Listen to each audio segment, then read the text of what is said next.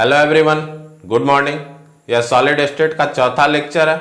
Last lecture में हम लोगों ने क्रिस्टल जालक और जालक बिंदु तक पढ़ा था। ठीक है, उम्मीद है वहां तक आपको कोई दिक्कत नहीं आ रही होगी।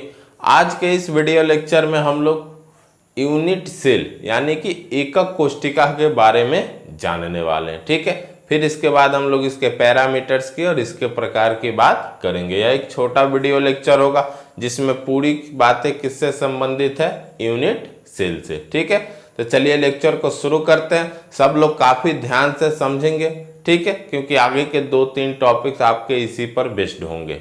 ठीक है, तो देखेंगे हमने हेडिंग लगा के रखा हुआ है क्या, एकक कोष्ठिका। इंग्लिश में इसको हम लोग क्या कहते हैं, यूनिट सेल। ठीक है, तो देखेंगे एकक कोष्ठिका क्या होती है। आप यहां पर देख रहे होंगे हमने क्या बनाया हुआ है, क्रिस्टल जालक। ठीक है, जब हम क्रिस्टल जालक आपको पढ़ा रहे थे तो इस तरह की आकृति हमने बनाया था। जहां जहां ये लाइन मिले थे वहां वहां हमने क्या बनाया था, गोला। तो हमने इसको क्या कहा था, इस गोला को जालक बिंदु, और इस पूरे क्रिस्टल को क्या कहा था हमने, क्रिस्टल जालक। ठीक है, तो अब देखेंगे यहां पर ये जो क्रिस्टल जालक आपको दिख रहा, इस क्रिस्टल जालक का निर्माण किस प्रकार हुआ है। तो अगर आप ध्यान से देखेंगे, ठीक है, तो आप पाएंगे कि इस क्रिस्टल जालक के बनने में, ठीक है, यहां ध्यान से देखेंगे चार ठो छोटी छोटी घन दिख रही होंगी आपको। घन के आकार की एक आकृति दिख रही है।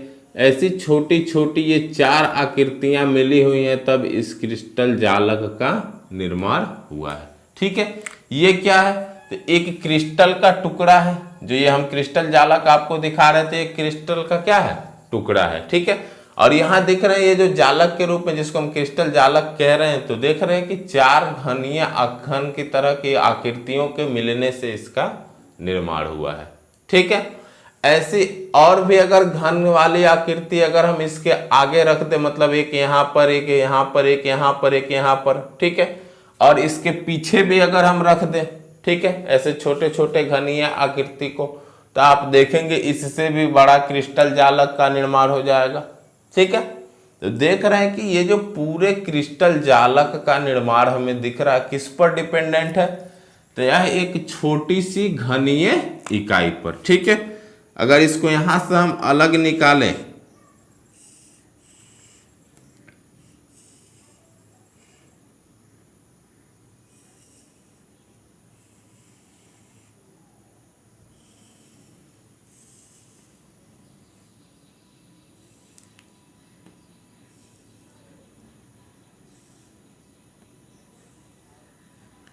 इस वाले हिस्से को हमने हटा के यहां पर ला दिया। ठीक है, तो हम देख रहे हैं कि इस तरह के जो ये जो यूनिट हमें दिख रही है, जो घनीय इकाई दिख रही, ठीक है, ये जो घन की तरह की आकृति, इसके बार बार मिलने से, लगातार और आवर्त रूप से, मतलब इसको बार बार हम इसे यहाँ दोहरा रहे हैं। ठीक है, तो इसको बार बार यहाँ दोहराने पर हमें दिख रहा किसका निर्माण हो जा रहा, एक क्रिस्टल जालक का, या क्रिस्टल का कह सकते हैं आप। ठीक है, तो यह जो इस क्रिस्टल जालक की यह जो छोटी से छोटी जो संरचनात्मक इकाई जो आपको घनीय रूप में दिख रही है, इसी को हम क्या कह देते, यूनिट सेल या एकक कोष्ठिका। ठीक है, एक क्रिस्टल जालक का दिख रहा है क्या, एक छोटा सा ये सेल है जिसके बार बार मिलने से, ठीक है, लगातार और आवर्त रूप में इसे बार बार सजाया गया है, तो किसका निर्माण हो जा रहा है, क्रिस्टल जालक का। ठीक है, इसको और अधिक अच्छे से समझने के लिए आप इमेजिन कर सकते हैं। ठीक है, जो घर की दीवारें बनाई जाती हैं, ठीक है, तो घर की दीवारों में आप क्या देखते हैं, ईंट जो होता है किस तरह का होता, ठीक है, ईंट आप देखें ना किस तरह की संरचना उसकी होती है, घनाभ की तरह, या घन भी कह सकते।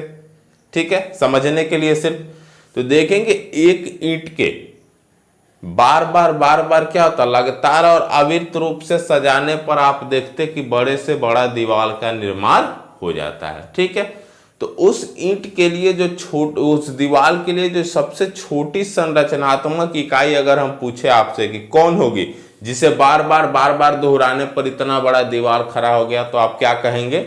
ईंट। ठीक है, तो उसी तरह से इस क्रिस्टल जालक के लिए हम आपसे पूछे कि इस क्रिस्टल जालक का निर्माण किससे हुआ, इस क्रिस्टल जालक के लिए छोटी से छोटी संरचनात्मक इकाई कौन होगी जिसके बार बार मिलने से इस पूरे क्रिस्टल जालक का निर्माण हो जा रहा, तो आप क्या कहेंगे कि यह जो घनीय आकृति दिख रही है छोटी सी, ये इस क्रिस्टल जालक की संरचनात्मक इकाई होगी जिसके बार बार इस यहाँ रखने पर यहाँ रखने पर किसका निर्माण हो जा रहा? क्रिस्टल जालक का। इस घन को इसके आगे भी रखे एक ठो, इसके आगे भी, इसके आगे भी, इसके आगे भी, उसके पीछे भी रख सकते हैं, जैसा कि आप फिगर में देख रहे हैं। ठीक है, तो इसके बार बार लगातार और अविरत रूप से सजाने पर क्या प्राप्त हो जाएगा? क्रिस्टल जालक का निर्माण हो जाता है, या आप कह सकते हैं कि संपूर्ण क्रिस्टल का निर्माण हो जाता है। ठीक है, तो यह छोटी संरचनात्मक इकाई को हम क्या कह देते हैं? एकक कोष्ठिका। ठीक है, एक यहाँ दिख रहा है कि क्रिस्टल जालक का यह क्या है? एक सेल है। ठीक है, जो कि घन के रूप में है। ठीक है, तो अब यहां से उम्मीद है आपको यूनिट सेल क्या होता समझ में आ गया होगा। आप यहाँ फिगर में भी देख रहे होंगे, यहाँ पर हमने फिगर लगाया हुआ है, तो आप देख रहे होंगे जिस हिस्सा को यहाँ पर रंगा गया है इसी को हम लोग क्या कहेंगे? Unit cell. ठीक है, यहाँ पर देख रहे हैं फिगर में जो हिस्सा यहाँ पर रंगा गया है इसी को हम लोग क्या कहते हैं? Unit cell. ठीक है, क्योंकि इसी वाले हिस्सा को बार बार लगातार और अविरत रूप से सजाने पर हमें क्या प्राप्त हो रहा है? क्रिस्टल जालक का निर्माण होते दिख रहा है। ठीक है, या हम कह सकते हैं कि पूरा क्रिस्टल का निर्माण होते दिख रहा है, किसी तरह से भी आप कह सकते हैं। तो अब यहाँ से हम यूनिट सेल को किस तरह से परिभाषित करेंगे आपको काफी अच्छी तरह से समझ में आ गया होगा। एक बार परिभाषा सुनेंगे, देखेंगे आपको याद हो जाएगा। ठीक है, संपूर्ण क्रिस्टल में वह छोटी से छोटी संरचनात्मक इकाई कौन सी, जिसको यहाँ पर देख रहे हैं रंग के रखा गया है। ठीक है, तो संपूर्ण क्रिस्टल में वह छोटी से छोटी संरचनात्मक इकाई जिसके लगातार और अविरत सजावट से क्रिस्टल जालक का निर्माण हो जाता है, उसे हम क्या कहते हैं? एकक कोष्ठिका कहते हैं, या कह सकते हैं कि एकक कोष्ठिका कहलाती है। ठीक है, इसको अगर हम बार बार अविरत रूप से लगातार और अविरत रूप से सजाते जाएं तो किसका निर्माण होता है? क्रिस्टल जालक का, या कह सकते हैं कि संपूर्ण क्रिस्टल का निर्माण हो जाता है। ठीक है, अब इसको हम लोग किस तरह से दर्शाएंगे? तो ये आकृति जो यहाँ है इसको उठा के हम यहाँ ला दिए, तो इसको हम लोग क्या कहेंगे? एकक कोष्ठिका। ठीक है, क्योंकि इसके बार बार लगातार और अविरत रूप से सजाने पर किसका निर्माण हो जा रहा है? क्रिस्टल जालक का। तो इस क्रिस्टल जालक के लिए एकक कोष्ठिका कौन हो जाएगा? तो ये वाला घन जिसको हमने यहाँ पर आपको दिखाया है। क्लियर है? यहाँ पर जहां जहां ये कोना यहाँ आप दिखा सकते जालक बिंदु। तब यहाँ पर देखेंगे हमने परिभाषा भी लिख दिया ताकि आपको याद हो जाए। संपूर्ण क्रिस्टल में वह छोटी से छोटी संरचनात्मक इकाई, ठीक है, यहाँ पर से कर दीजिए तो और बढ़िया रहेगा। वह छोटी से छोटी संरचनात्मक इकाई जिसके लगातार और अविरत सजावट से क्रिस्टल जालक का निर्माण हो जाता है, एकक कोष्ठिका कहलाती है। ठीक है, और आसानी से कहना चाहे तो संपूर्ण क्रिस्टल में वह छोटी से छोटी संरचनात्मक इकाई जिसके बार बार सजावट से, ठीक है, बार बार नियमित रूप से सजावट से क्रिस्टल जालक का निर्माण हो जाता है, एकक कोष्ठिका कहलाती है। ठीक है, तो अपने तरीके से भी आप लोग कोशिश करें परिभाषित करने की। तो यूनिट सेल क्या होता आपको समझ में आ गया होगा। अब चलिए आगे की चीजों को समझते हैं। यहां ध्यान देंगे सब लोग। अपनी अगली हेडिंग कौन सी है? एकक कोष्ठिका के प्राचल। ठीक है, इंग्लिश में इसको हम लोग क्या कहते हैं? Parameters of unit cell. आप यहाँ पर एकक कोष्ठिका के पैरामीटर्स भी लिख सकते हैं। ठीक है, तो देखेंगे एकक कोष्ठिका के पैरामीटर को हम लोग किन किन आधार पर बता सकते हैं। तो पहला तो हो जाएगा आपका अक्षीय लंबाई, और दूसरा क्या होता? अक्षीय कोण। ठीक है, इनके आधार पर हम लोग एकक कोष्ठिका के पैरामीटर्स की बात करेंगे। ठीक है, किस तरह से हमें पता चल पाएगा कि एकक कोष्ठिका के कितने पैरामीटर्स हो सकते हैं, देखेंगे। हमारे पास ये एक यूनिट सेल है, एकक कोष्ठिका। ठीक है, अब देखेंगे इसमें अगर हम इस पॉइंट को मूल बिंदु मान लेते हैं यहां, ठीक है, तो अगर हम इस लाइन को आगे बढ़ाएंगे तो ये किसको रिप्रेजेंट करेगा? एक्स अक्ष को, ठीक है। अगर हम इस लाइन को ऊपर की तरफ बढ़ाते हैं तो ये किसको रिप्रेजेंट करेगा? वाई अक्ष को। क्लियर है यहां तक? अब देखेंगे इस लाइन को इधर की तरफ हम बढ़ा दिए तो ये किसको रिप्रेजेंट करेगा? जेड अक्ष को। सिंपल लिखते हैं, ये किसको रिप्रेजेंट करेगा? जेड अक्ष को, ठीक है। अब देखेंगे अगर हम एक्स अक्ष में लंबाई को a मान लेते, ठीक है, y अक्ष में लंबाई को b मान लेते और z अक्ष में लंबाई को क्या मान लेते? c, ठीक है। तो अब देखेंगे यहां पर अक्षीय लंबाई के अनुसार हमें कितने पैरामीटर्स मिले यूनिट सेल के लिए? तो 3। कितने मिले? 3। एक्स अक्ष के लिए a, y अक्ष के लिए b और z अक्ष के लिए c, ठीक है।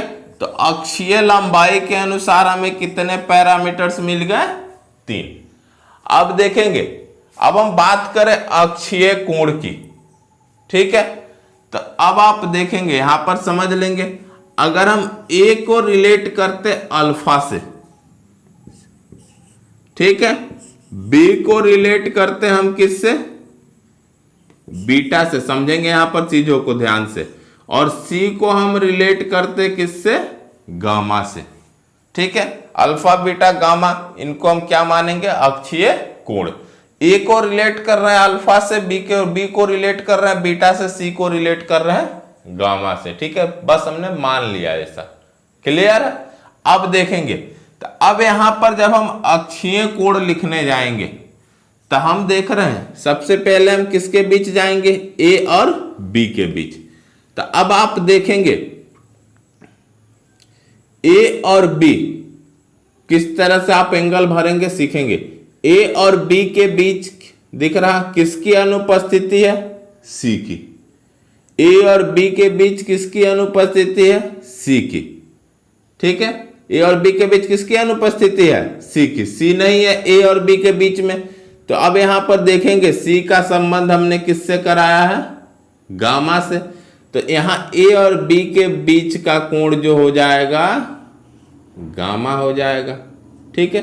जिन दो एक्सिस के बीच के एंगल की हम बात करेंगे तो उसमें ये जो तीसरी वाली उपस्थित नहीं रहेगी, उससे रिलेटेड जो एंगल होगा उसको हम क्या कर देंगे? भर देंगे।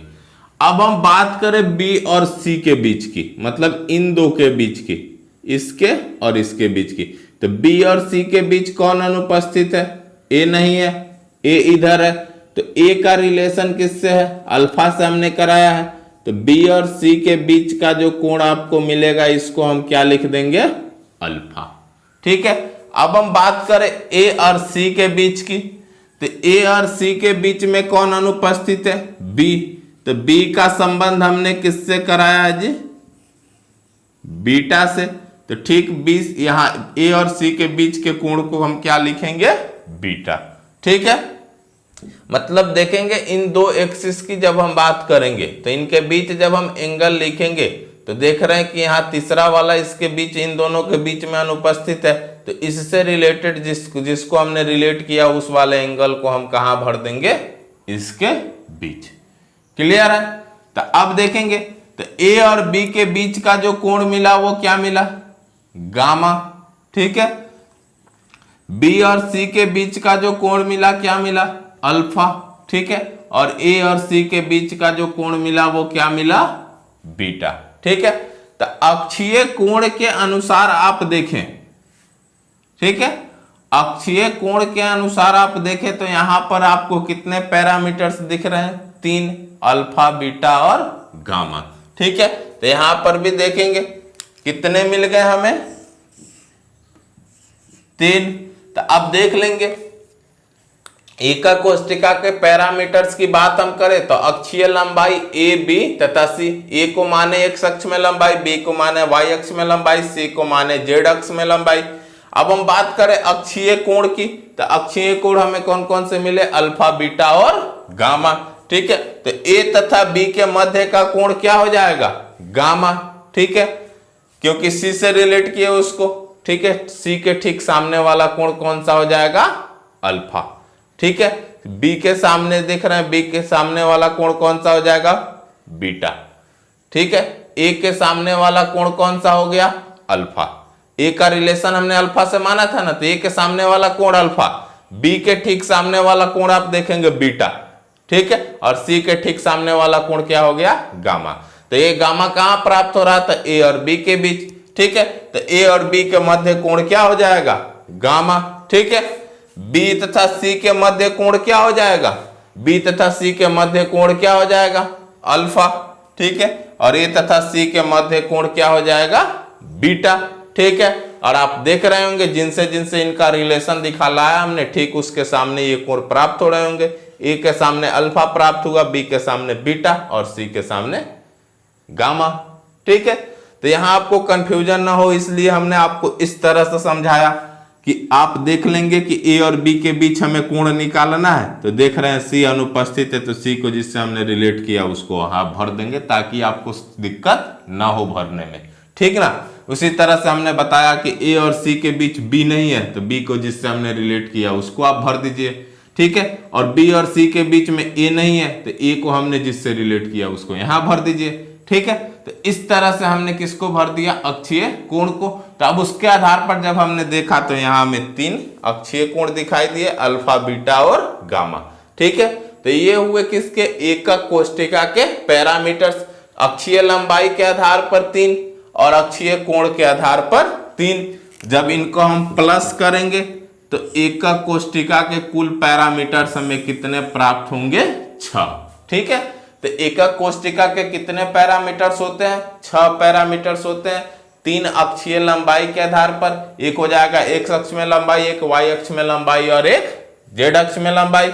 ठीक है, और अगले 3 कौन होंगे, तो अक्षीय कोण के आधार पर कौन कौन से, तो अल्फा बीटा गामा।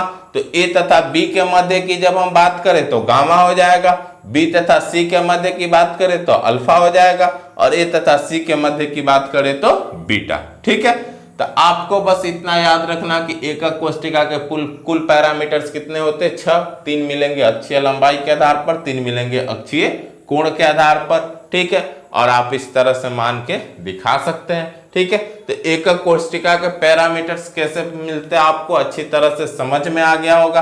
अब इसके आधार पर हम लोगों को आगे मिलेगा ये भुजा के आधार पर और इस एंगल के आधार पर। ठीक है, ये जो 3 कोण इन एंगल्स के आधार पर और ये जो साइड्स आपको दिख रहे हैं, ठीक है, जिनकी हमने लेंथ माना ABC।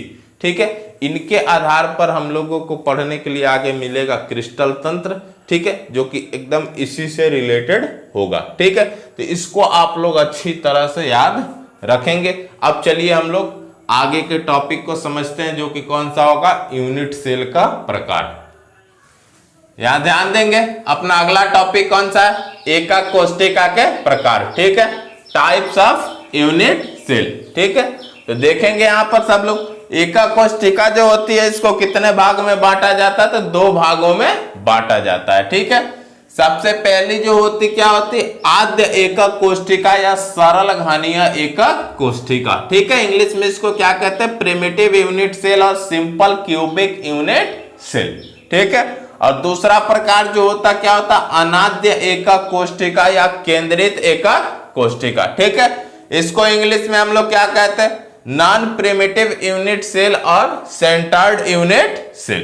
ठीक है, तो यहां पर चलेंगे बारी बारी से, हम लोग दोनों प्रकारों को समझते हैं।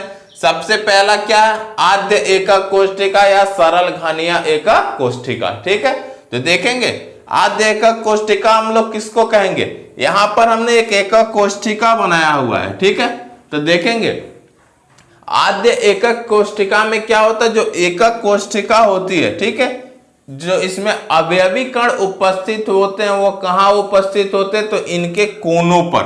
ठीक है, जहां जहां ये कोना है वहां वहां हम किसको दिखाएंगे, यहां देख रहे हैं जालक बिंदु हम बना रहे हैं, और आपको पता है इसी जालक बिंदु में किसकी उपस्थिति होती है, अवयवी कणों की, जो कौन हो सकते, अणु, परमाणु या आयन।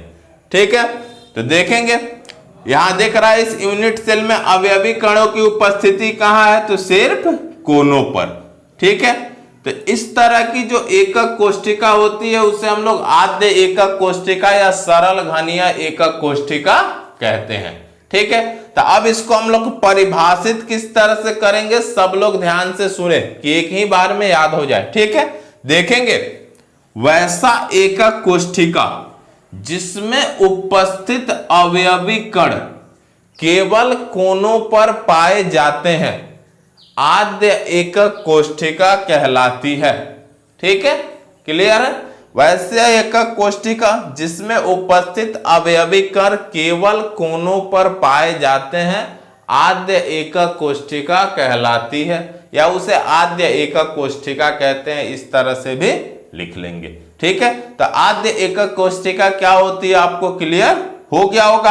अब यहां पर देखेंगे आपसे एक चीज पूछा जा सकता है क्या, कि आद्य एकक कोष्ठिका में जालक बिंदुओं की संख्या कितनी होगी।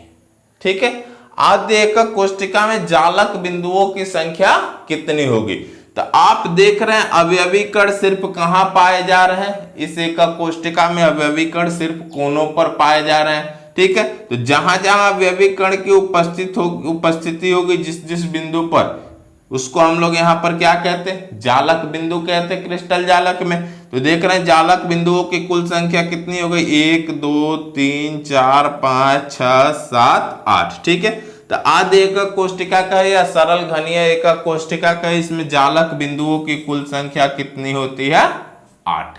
क्लियर है, तो ये पहला प्रकार क्या होता है यूनिट सेल का, आपको काफी अच्छी तरह से समझ में आ गया होगा। अब चलते हैं हम लोग दूसरे प्रकार की तरफ, सब लोग यहां ध्यान देंगे। दूसरा प्रकार कौन सा, अनाद्य एकक कोष्ठिका। ठीक है, या इसका दूसरा नाम क्या था, केंद्रित एकक कोष्ठिका। ठीक है, तो देखेंगे ये क्या होते हैं। अभी हमने क्या देखा, आद्य एकक कोष्ठिका में किस तरह की एकक कोष्ठिका होती थी, जिसमें अवयवी कण क्या होते थे, कॉर्नर पे यानी कि कोनों पर या किनारों पर उपस्थित होते थे। ठीक है, तो उस तरह की एकक कोष्ठिका को हम लोग क्या कह रहे थे, आद्य एकक कोष्ठिका।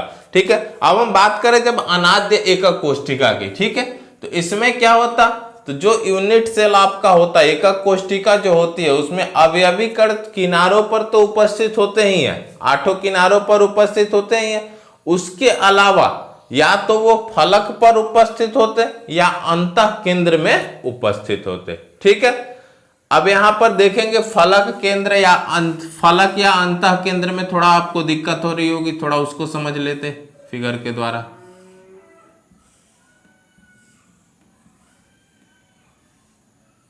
ये हमने बनाया यूनिट सेल। ठीक है, तो इस यूनिट सेल का ये जो सेंटर वाला एकदम बीच वाला जो भाग होगा इसको हम लोग क्या कहेंगे, अंतः केंद्र। ये बीच वाला जो पॉइंट हमने एकदम दिखाया यहां पर, ये जो पॉइंट, ये क्या हो गया, इस घन का क्या हो गया, केंद्र। तो इसको हम लोग क्या बोलते हैं, अंतः केंद्र। क्लियर है, जैसे इमेजिन करें आप एक कमरे में बैठे हुए हैं, कमरा आपका किस तरह का है, घन का। ठीक है, तो अब उस कमरे के सेंटर की हम बात करें, कहां होगा, हवा में होगा ना, एकदम बीच में। ठीक है, तो वो उस कमरे का क्या हो जाएगा, अंतः केंद्र। अब हम बात करें जब फलक की, ठीक है, तो देख रहे हैं ये आमने सामने, ऊपर नीचे, एक हमारे तरफ और एक पीछे, मतलब एक ये और एक ये। ठीक है, तो कुल फलक इसमें कितने आपको दिख रहे हैं, 6। ठीक है, कल्पना करें आप कमरे की दीवार से, एक यहां जैसे मैं खड़ा हूं, मेरे पीछे का, सामने का 2, ऊपर नीचे 2, 4 हो गए, एक मेरे दाएं और एक मेरे बाएं। ठीक है, तो इस तरह से इस कमरे में कुल कितने फलक हुए, 6। ठीक है, तो यहां भी इस घन में आपको ये जो यूनिट सेल दिख रहा है इसमें फलकों की कुल संख्या कितनी होगी, 6 होगी। एक ऊपर यहां दिख रहा है, एक ऊपर एक नीचे, एक इधर बाएं, एक दाएं, एक पीछे और एक आगे। क्लियर है, फलक क्या होते हैं और अंतः केंद्र क्या होते हैं। अंतः केंद्र कहां होगा, तो इस घन के एकदम सेंटर में, हवा में। ठीक है, तो अब देखेंगे तो अनाद्य एकक कोष्ठिका में क्या होता, तो अवयवी कण जो होते हैं वो तो कोनों पर उपस्थित होते हैं, आठों कोनों पर, इसके अलावा फलक पर भी उपस्थित होते या अंतः केंद्र में भी उपस्थित होते। ठीक है, तब इसके चलते क्या होता, ये जो अनाद्य एकक कोष्ठिका है इसको 3 भागों में बांट दिया जाता है। ठीक है, तो इससे पहले हम लोग इसकी परिभाषा समझ लेते हैं कि अनाद्य एकक कोष्ठिका को हम लोग परिभाषित किस तरह से करेंगे। ठीक है, तो देखेंगे, सब लोग ध्यान से सुनेंगे। वैसा एकक कोष्ठिका जिसमें उपस्थित अवयवी कण 8 किनारों लिख सकते हैं या सिर्फ किनारों ही लिखिए, अवयवी कण किनारों के अलावा या कोनों के अलावा अंतः केंद्र और फलकों पर भी उपस्थित होते हैं, उसे अनाद्य एकक कोष्ठिका कहते हैं। ठीक है, इस तरह से आप लोग इसे काफी सिंपल तरीके से परिभाषित कर सकते हैं। आगे देखेंगे अनाद्य एकक कोष्ठिका को कितने भाग में बांटा जाता, तो 3 भाग में।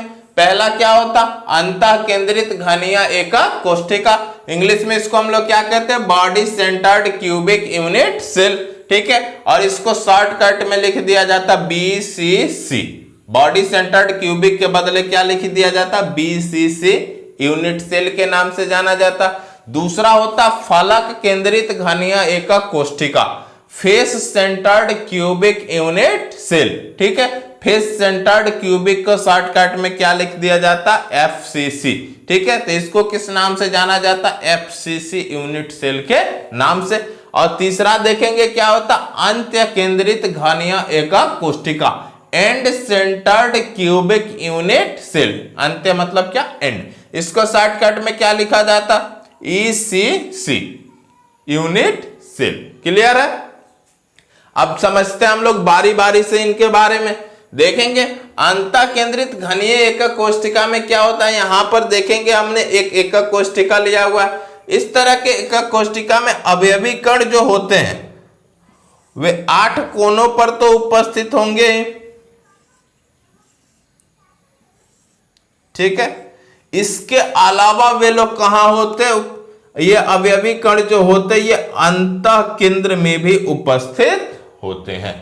ठीक है, कहां उपस्थित होते, तो इस एकक कोष्ठिका के अंतः केंद्र में भी। और अंतः केंद्र कहां होगा, तो इस एकक कोष्ठिका के एकदम बीच वाला जो बिंदु होगा ये क्या होगा, अंतः केंद्र। ठीक है, तो अब आपने देखा यहां पर क्या, ये जो अब एकक कोष्ठिका आपके सामने है इसको हम लोग क्या कहेंगे, अंतः केंद्रित एकक कोष्ठिका। एकक कोष्ठिका को बॉडी अगर माने तो इसके ठीक सेंटर में जो अवयवी कण दिख रहा। ठीक है, इसलिए इसको हम लोग क्या कह दिए, body centred cubic unit cell. ठीक है, इसमें क्या होता है, इस तरह के यूनिट सेल में 8 कॉर्नर पे अवयवी कण होंगे ही, इनके अलावा वे कहां उपस्थित होते हैं, तो इसके केंद्र में भी। ठीक है, तो अब देखेंगे इसको हम लोग किस तरह से परिभाषित करेंगे एकदम सिंपल तरीके से, कि वैसा एकक कोष्ठिका जिसमें उपस्थित अवयवी कण 8 कोनों के अलावा अंतः केंद्र में भी पाए जाते हैं, उसे हम क्या कहते हैं, अंतः केंद्रित घनीय एकक कोष्ठिका कहते हैं, या कह सकते हैं कि BCC एकक कोष्ठिका कहते हैं। ठीक है, अब इस तरह की एकक कोष्ठिका में आपसे देखेंगे, BCC एकक कोष्ठिका में अब आपसे जालक बिंदुओं की संख्या पूछी जाए तो कितने हो जाएंगे, तो देख रहे हैं कहां कहां अवयवी कण उपस्थित है, तो 1 2 3 4 5 6 7 8, 8 कोनों पर तो उपस्थिति है। तो 8 कोनों पर ये जो पॉइंट आपको मिलेगा इसको हम लोग जालक बिंदु कहते हैं। इसके अलावा अवयवी कण कहां उपस्थित है, यहां पर, तो यहां के पॉइंट को जोड़ेंगे तो कुल जालक बिंदुओं की संख्या कितनी हो जाएगी, 9। ठीक है, तो BCC एकक कोष्ठिका में जालक बिंदुओं की संख्या कितनी हो जाती, 9। ठीक है, क्योंकि इन 9 जगहों पर कौन उपस्थित होते, अवयवी कण। अब चले हम लोग फलक केंद्रित एकक कोष्ठिका के तरफ। ठीक है, तो फलक केंद्रित एकक कोष्ठिका हम लोग किसको कहेंगे, तो देखेंगे इस तरह के एकक कोष्ठिका में अवयवी कण जो होंगे ये 8 कोनों पर तो उपस्थित रहेंगे, इसके अलावा, ठीक है, ये इस एकक कोष्ठिका के फलकों के केंद्रों पर भी उपस्थित होते हैं। कहने का मतलब क्या कि एक अवयवी कण यहां, मतलब अब यहां उपस्थिति होगी उसकी, एक आपकी यहां होगी, एक यहां पर, एक यहां पर, एक ये पीछे और एक ये आगे। ठीक है, मतलब एक पीछे वाले फलक पे, एक आगे वाले फलक के केंद्र पर। तो सारे फलकों के केंद्रों पर भी 8 कोनों पर अवयवी कण उपस्थित रहेंगे ही रहेंगे। इसके अलावा सभी फलकों के केंद्रों पर भी अवयवी कणों की उपस्थिति होती है। ठीक है, इसके केंद्र पर भी, इसके केंद्र पर भी, नीचे वाले के, ऊपर वाले के भी, एक पीछे वाले के भी और एक आगे वाले के भी। क्लियर है? तो अब इसको हम लोग किस तरह से परिभाषित करेंगे? तो वैसा एकक कोष्ठिका जिसमें उपस्थित अवयवी कण 8 कोनों के अलावा फलक केंद्र में भी पाए जाते हैं। ठीक है, या फलक केंद्रों भी कर दीजिए, फलक केंद्रों में भी पाया जाता है, उसे हम क्या कहते हैं? FCC एकक कोष्ठिका कहते हैं, या फलक केंद्रित घनीय एकक कोष्ठिका कहते हैं। अब इसमें अगर आपसे जालक बिंदुओं की संख्या पूछे तो कितने हो जाएंगे? तो देख रहे हैं 8 किनारों पर, 8 कोनों पर तो अवयवी कण उपस्थित हैं। इसके अलावा सभी फलकों के केंद्रों पर भी उपस्थित है, तो वहां भी जालक बिंदु होंगे। तो देखेंगे 1 2 3 4 5 6 7 8 कोनों पर। इसके अलावा 9 10 11 12 13 14। अभी हमने बताया कुल फलकों की संख्या कितनी होती? 6, और कोनों की संख्या कुल कितनी है? 8। तो 8 तो कोनों पे जालक बिंदु प्राप्त होंगे, और 6 जालक बिंदु कहां आपको मिलेंगे? फलक पर, क्योंकि 6 फलक के केंद्रों पर भी अवयवी कण उपस्थित है। इसलिए जालक बिंदुओं की संख्या इसमें कितनी हो गई? 14। ठीक है, तो FCC यूनिट सेल में जालक बिंदुओं की कुल संख्या कितनी हो जाती? 14। और FCC यूनिट सेल क्या होता? तो वैसा यूनिट सेल जिसमें उपस्थित अवयवी कण 8 कोनों के अलावा फलक केंद्रों पर भी पाए जाते हैं, उसे FCC यूनिट सेल कहते हैं। अब चले हम लास्ट वाले के तरफ, जिसको हम क्या कहते हैं? अंत्य केंद्रित घनीय एकक कोष्ठिका। तो देखेंगे इस तरह की एकक कोष्ठिका में क्या होता? तो जो अवयवी कण होते इस एकक कोष्ठिका के 8 कोनों पर तो पाए जाएंगे। ठीक है, इसके अलावा किसी भी दो विपरीत फलकों में भी, दो विपरीत फलकों के केंद्रों में भी पाए जाते हैं। ठीक है, दो विपरीत फलकों में भी उनकी उपस्थिति होती है। ठीक है, या तो आप इधर को लिख दें या इधर लिख दें। ठीक है, मतलब या तो आप इधर दर्शा दें अवयवी कणों को, ये इधर, या ये ऊपर हो सकते या नीचे हो सकते, या आगे हो सकते या पीछे वाले में, आप कहीं भी। हम जैसे यहां पर दिखा दिए, दो विपरीत फलकों पे भी क्या होंगे? अवयवी कण की उपस्थिति होगी। 8 कोनों पर तो पाए ही जाएंगे। ठीक है, 8 कोनों के अलावा और उनकी उपस्थिति कहां होगी? तो किसी भी दो विपरीत फलकों में भी। ठीक है, तो यहां देखेंगे ऊपर नीचे हमने दिखा दिया, आप चाहे तो इधर और इधर वाले में भी दिखा देंगे, आप चाहे तो आगे वाले या पीछे वाले में भी दिखा सकते हैं, किसी भी दो विपरीत फलकों में भी पाए जाते हैं। ठीक है, तो इसको हम लोग किस तरह से परिभाषित करेंगे? तो देखेंगे वैसा एकक कोष्ठिका जिसमें उपस्थित अवयवी कण 8 कोनों के अलावा दो विपरीत फलकों में भी पाया जाता है। ठीक है, उसे हम क्या कहते हैं? ECC एकक कोष्ठिका कहते हैं, या अंत्य केंद्रित घनीय एकक कोष्ठिका कहते हैं। ठीक है, अब इस एकक कोष्ठिका में आपसे जालक बिंदुओं की संख्या पूछी जाए तो जालक बिंदुओं की कुल संख्या कितनी हो जाएगी? तो दिख रहा है कि 8 कोनों पर अवयवी कण उपस्थित है, तो 8 जालक बिंदु यहां मिलेंगे और दो विपरीत फलकों पर भी मिलेंगे। तो 8 + 2 बराबर आपको क्या मिलेगा? 10। ठीक है, तो इसमें जालक बिंदुओं की कुल संख्या कितनी हो गई? 10। ठीक है, तो इस तरह के एकक कोष्ठिका को हम लोग क्या कहते हैं? ECC एकक कोष्ठिका।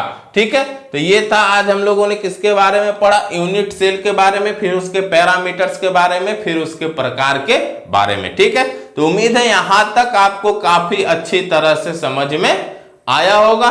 ठीक है, अब हम लोग नेक्स्ट लेक्चर से आगे के टॉपिक को कंटिन्यू करेंगे। ठीक है, ये आप अगर अच्छी तरह से अब समझ गए तो अब आगे आपको कुछ भी दिक्कत नहीं होने वाली है।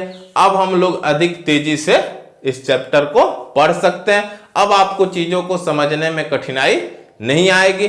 ठीक है, तो यहां तक आप लोग हर हाल में कंप्लीट रखें। थैंक्स।